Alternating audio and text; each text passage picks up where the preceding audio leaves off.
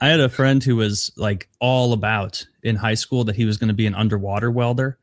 Like that's what he wanted to do. He took like scuba diving certifications. He still is, to my knowledge, unless it expired, a scuba diving. I looked into this last week. This is a dream job to me. Yeah. He told me, he was like, that's what I'm going to do. You make a ton of money. And I remember like, even at the time being like, that seems just horrible, like doing that.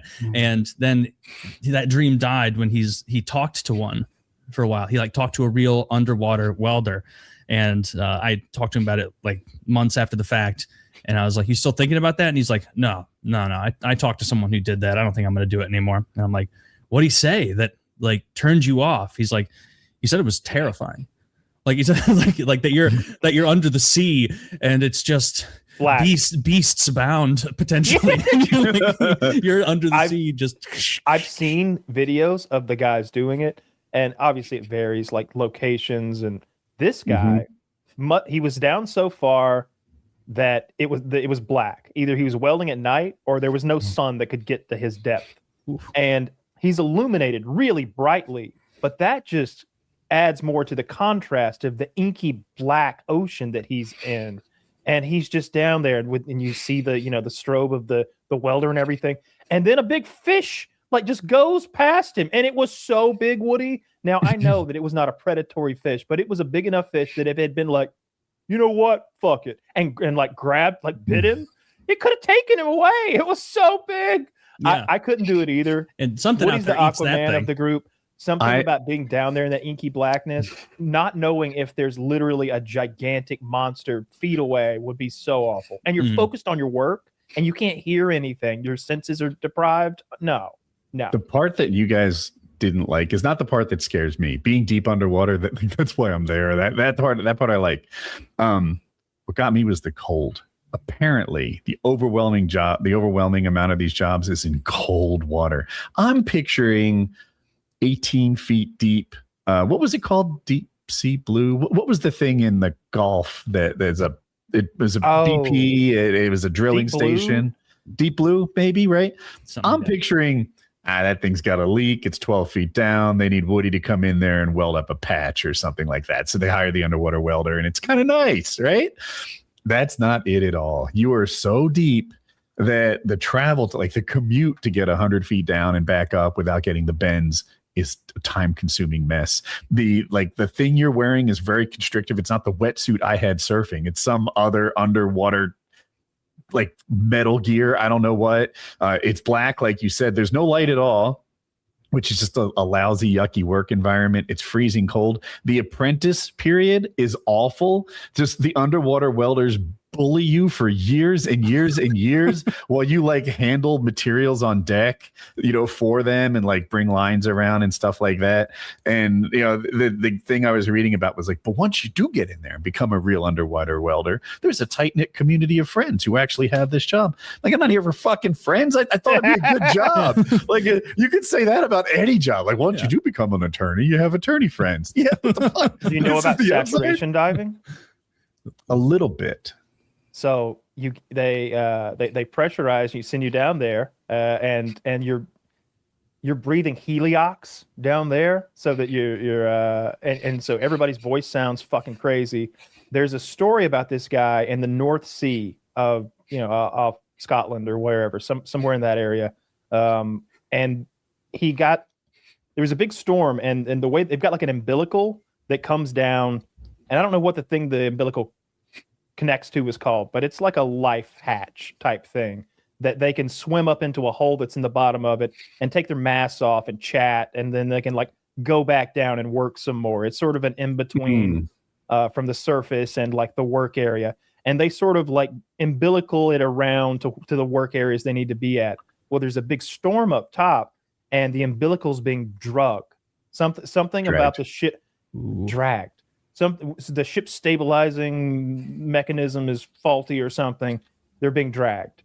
And the guy isn't in the umbilical. He's down on the workpiece with a hose connecting him to the umbilical. And that is dragging. And then it drags and drags and gets wrapped around something and it snaps. And he's on his own. And the other divers are in the umbilical being drug off into the inky blackness, that away. and he's down there with no oxygen for 35 minutes. They don't know how he survived. He just did. He's just different now. They went and got, by the time they got him back, a guy had to go down and like muscle him up back and swim him up into the umbilical and get him in there and do a little CPR, and he woke up and he's fine. It's 35 minutes. Dude, it would be cool to have a little underwater break room, you know, where everyone talks on helium. How's it going for you, Taylor? Pretty fine. Like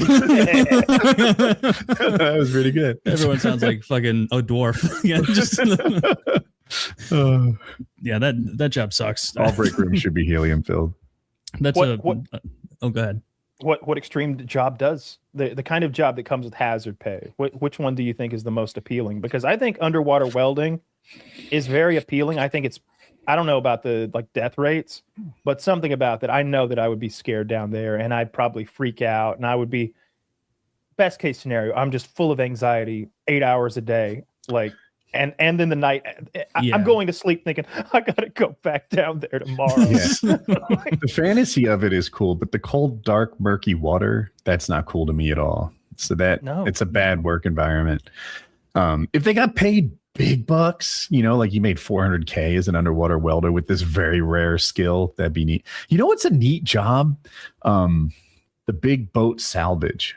Like, you know, when a cruise liner sinks and it's tilted on its side and they have to somehow find a way to refloat it and drag it to India for like deconstruction. That'd be a fun gig. That would be definitely preferred to underwater welding. I'm If trying you to were think in of a some hazard more- pay job that's terrestrial. I mean, if there was, I'm picturing a cruise ship that's like on its side in like Bahama waters, like, and you're just down there like, oh, this is wonderful, with a cutting torch, like This having a was good time. like off the coast of Italy. I think it's pretty nice. That's not pretty too bad. nice. You want someone playing like steel drums, still kind of audible under Then the you water. get addicted to it, right? Then you become an eco-terrorist. You're blowing up. Oh, You have to take the ships out in idyllic areas around the world so that your company can get the job doing the salvage. like a and you get your fireman vacation. who makes his own business, right? Oh. A little bit of arson on the side, then you put the fire out. Woody's always the jacket. first to respond. We don't get paid by the hour, you asshole. What are you doing? A lot of his enemies. terrestrial hazard pay Yeah. job. Like I think of I don't know if you get hazard pay, but the lumberjack stuff is super. I think it's the most dangerous job every year. Ooh. I think you're right. Yeah, people get just Linemen? crunched. You ever see those guys who are just up on the wires, like literally traversing the big high tension, high voltage wires? They're up there with like gloves, and you see them like do that thing where they go to grab it, and at first it arcs, and then they get a firm grip. That Dude, looks pretty. My grandpa did that in the 70s. Linemen are the heroes that don't get credit for being heroes, right? Everyone talks about first responders, right? And of course, you know, the police and the EMS guys and stuff, they save lives. Linemen are kind of first responders too. And they save lives indirectly. I guarantee you, if that power kept out, people would die. And linemen save lives on a grand scale, not one at a time. And like whenever they bring my electricity back on, and I know it's some dude who traveled here from Michigan to North Carolina because the storms were forecasted. I'm like, that guy, that's hero work. I know he's doing it for money too. Like I'm not dumb. Well, not that. I'm a little dumb. I'm on the spectrum a little bit, but you know, like. But what he's doing is good. Just because he's getting paid for it doesn't make it not I good. appreciate those guys. When I'm without electricity, it's a sobering experience. You're just kind of sitting there like, man, I'm getting tired of reading a book by candlelight. This is not my speed. I can only do that for it. We were without power once for 5 days or something like that. Like that second cold shower is really bracing. You know, the first one, it's kind of like, oh, cold showers, emergency mode. But that second day when you're like, I don't think it's coming back today. And I need to take a shower. Like,